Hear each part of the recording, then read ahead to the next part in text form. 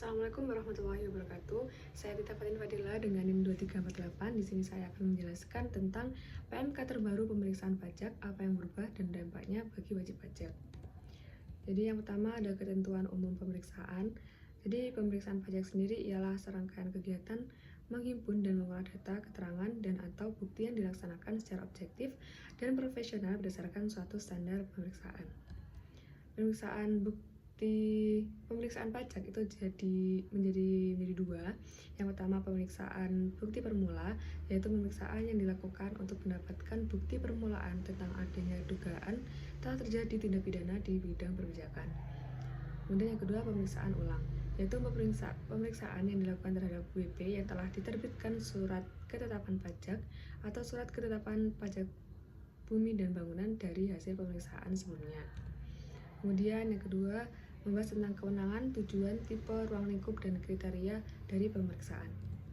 Jadi kewenangan pemeriksaan tersebut berdasarkan pasal 29 ayat 1 KUP, yaitu Direktorat Jenderal Pajak berwenang melakukan pemeriksaan untuk menguji kepatuhan pemenuhan kewajiban perpajakan wajib pajak dan untuk tujuan lain dalam rangka melaksanakan ketentuan peraturan perundang-undangan. Kemudian tujuan pemeriksaan pajak tersebut ialah yang pertama menguji kepatuhan pemenuhan kewajiban perpajakan WP, yang kedua tujuan lain dalam rangka pelaksanaan perundang-undangan perpajakan. Kemudian ruang lingkup dari pemeriksaan ini memiliki jenis pajak yang menjadi objek pemeriksaannya, yaitu yang pertama ada PPH, PPN, pajak penjualan atas barang mewah, bea materai, PBB, pajak penjualan, pajak karbon, dan pajak lainnya yang diadministrasikan oleh DJP. Kemudian tipe pemeriksaan ini ada 3. Yang pertama pemeriksaan lengkap, yaitu menguji seluruh pos dalam SPT secara mendalam. Yang kedua pemeriksaan terfokus, yaitu menguji satu atau beberapa pos dalam SPT secara mendalam. Yang ketiga pemeriksaan spesifik, yaitu dilakukan secara sederhana pada satu atau beberapa pos tertentu. Kemudian kriteria pemeriksaan itu ada pemeriksaan menguji kepatuhan, kemudian ada tujuan lain dan tujuan lain yang kedua. Jadi perbedaannya itu yang pertama pemeriksaan menguji kepatuhan, tujuan lain itu tersebut memiliki arti audit operasional, yang tujuan lain dua itu mengaudit tentang keuangan.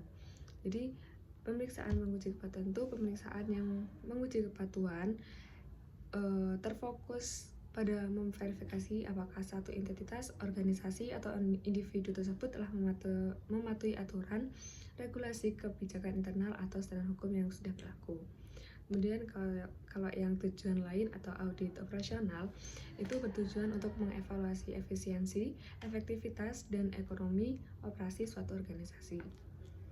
Kemudian yang audit keuangan tersebut ialah audit keuangan yang fokus pada pemeriksaan keakuratan, keandalan, dan kepatuhan laporan keuangan terhadap standar akuntansi.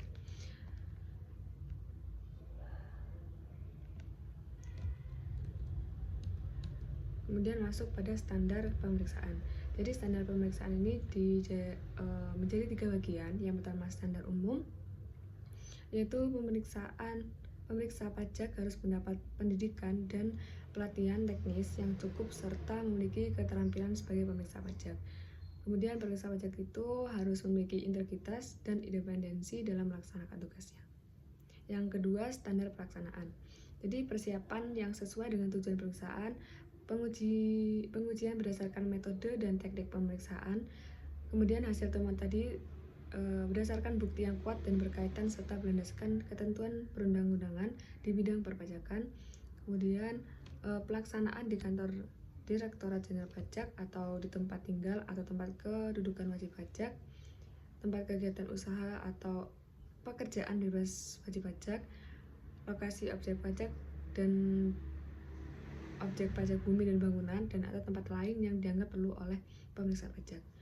Kemudian dokumentasi pelaksanaan pemeriksaan dalam bentuk kertas kerja pemeriksaan. Yang ketiga, standar laporan. Laporan hasil pemeriksaan disusun berdasarkan kertas kerja pemeriksaan, dan laporan hasil pemeriksaan tersebut memuat tentang pelaksanaan pemeriksaan, simpulan, dan usulan pemeriksa pajak, serta dapat memuat pengungkapan informasi lain yang terkait dengan pemeriksaan. Kemudian jangka waktu pemeriksaan. Ini ada 4. Yang pertama, jangka waktu pemeriksaan tersebut, jangka waktu pengujian, dan jangka waktu pembahasan akhir hasil pemeriksaan dan pelaporan. Kemudian yang kedua ada jangka waktu pengujian. Jadi paling lama 5 bulan untuk pemeriksaan lengkap, paling lama 3 bulan untuk pemeriksaan terfokus, dan paling lama 1 bulan untuk pemeriksaan spesifik. Kemudian yang ketiga, jangka waktu pembahasan akhir. Ini memerlukan 30 hari mulai dari SPHP, tanggapan SPHP, pembahasan akhir, dan pembuatan laporan pemeriksaan. Kemudian yang keempat ada perhitungan jangka waktu. Ada 2 waktu. Yang pertama dalam pengujian, itu sejak surat pemberitahuan pemeriksaan disampaikan sampai dengan SPHP disampaikan. Yang kedua, pembahasan akhir dan pelaporan. Itu sejak SPHP disampaikan sampai dengan tanggal laporan atau LHP. Kemudian ada perpanjangan JW pemeriksaan. Umumnya ini tidak ada perpanjangan, tapi dengan maksimal 4 bulan, khusus untuk audit grup usaha, transfer pricing, dan transaksi khusus terindikasi rekayasa keuangan.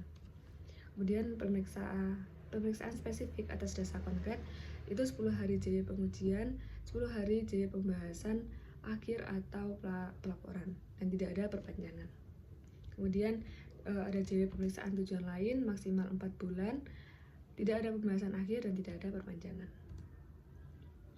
Kemudian masuk ke kewajiban dan hak dalam pemeriksaan. Jadi kewajiban pemeriksa pajak yaitu yang pertama memperlihatkan tanda pengenal pemeriksa pajak dan surat perintah pemeriksaan. Yang kedua, menyampaikan surat permintaan pemeriksaan. Yang ketiga, memberikan penjelasan mengenai alasan dan tujuan pemeriksaan serta hak dan kewajiban WP. Kemudian yang keempat, memberikan kesempatan kepada WP untuk melakukan pengungkapan ketidakbenaran pengisian SPT. Yang kelima, melakukan pembahasan temuan sementara. Yang keenam, menyampaikan daftar temuan hasil pemeriksaan kepada WP. Yang ketujuh, memberikan hak untuk hadir kepada WP dalam rangka pembahasan akhir hasil pemeriksaan. Yang terakhir, merahasiakan segala sesuatu yang diketahui atau diberitahukan kepada WP dalam rangka pemeriksaan. Kemudian hak sebagai pemeriksa pajak, yang pertama melihat dan atau meminjam buku, catatan, dan atau dokumen yang berhubungan dengan penghasilan, kegiatan usaha, pekerjaan bebas WP, atau objek yang terutang pajak. Kemudian yang kedua, mengakses atau mengunduh data elektronik yang berhubungan.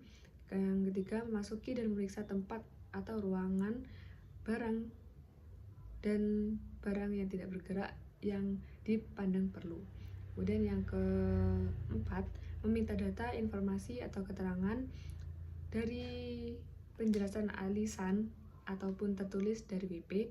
Kemudian yang kelima, meminta keterangan dan atau bukti yang diperlukan dari pihak ketiga yang mempunyai hubungan.